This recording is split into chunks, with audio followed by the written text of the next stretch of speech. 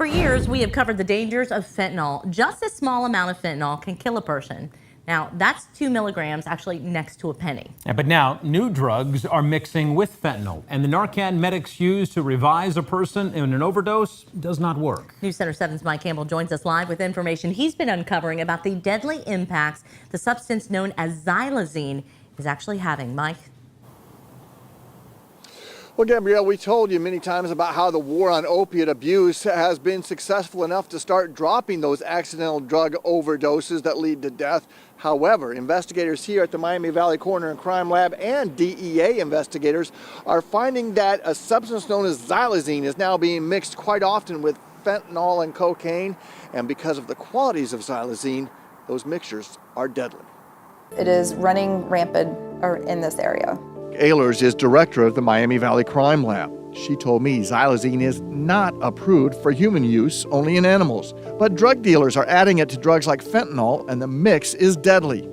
It's an analgesic and a non-opiate, so if someone overdoses, Narcan may not work. You've got another substance in there that is immune to what you're treating it with. The chemists at the crime lab test lots of white powders that are seized as part of drug investigations. Xylazine is another one. It can mix in and hide in plain sight. Ehlers told me that xylazine was barely seen here in 2022. By 2023, they found it in about 5% of cases, and last year, almost 1 in 10 of their cases involved xylazine. They struggle every day, and there's 24 hours in a day. Cynthia Conley knows the pain of a child battling addiction. She lost her son Josh, who OD'd on a mixture of cocaine and fentanyl. She can't imagine also worrying that not even a friend with Narcan could save someone if there was xylazine in the drug mix. You're playing Russian roulette. And same thing for my son. He probably thought he could do the same thing that he had done previously. Conley lost her son 3 years ago and faced a lot of stigmas around addiction. She believes groups like Families of Addicts, FOA, have helped. No parent wakes up and says, I want my child there to be a drug addict. There's so much stigma associated with this. Anita Kitchen is executive director of Dayton's FOA chapter.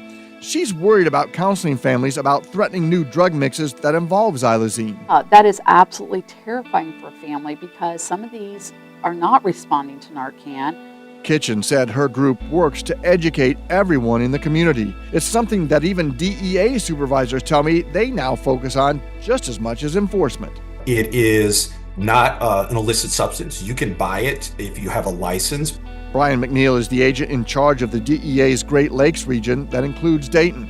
He says some states, like Ohio, are cracking down on xylazine, but some surrounding states, like Kentucky, allow it, and drug dealers love it. It's an even cheaper substance of fentanyl, so it's just stretching profits. McNeil echoes warnings that drugs with xylazine mixed in may not respond to Narcan. He told me xylazine use also creates horrible wounds, much worse than meth use.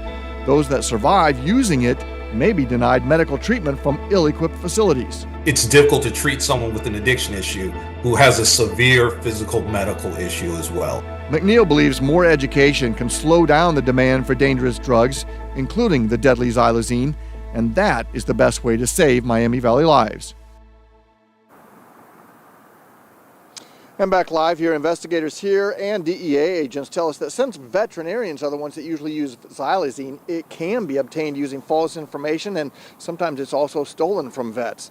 Meanwhile, DEA agents are trying to develop tests that use lasers and other items like that so that they can help limit exposure to their field agents that are involved in traffic stops and drug raids. Reporting live in downtown Dayton, Mike Campbell, News Center 7.